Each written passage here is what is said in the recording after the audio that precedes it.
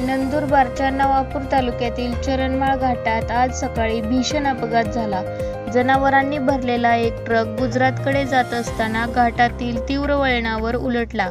या अपघातात ट्रकमधील 35 रेड्यांपैकी 26 रेडे जागीच ठार झाले, तर उर्वरित जनावरे जखमी झाली आहेत.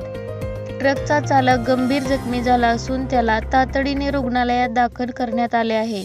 सकाळच्या सुमारास हा अपघात झाला.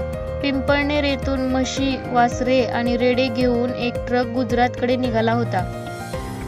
मात्र चरणमाळ घाटात आल्यानंतर ट्रक चालकाचे वाहनावरील नियंत्रण सुटले आणि त्यानंतर ट्रक घाटात सुमारे 20 ते 25 फूट खोल खचात उलटला.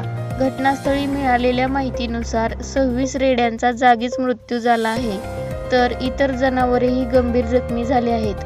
अपघातानंतर परिसरात जनावरांच्या वाहतुकीच्या सुरक्षेच्या दृष्टीने योग्य नियम पाळले जातात का, यावरही प्रश्नचिन्ह निर्माण झाले आहे.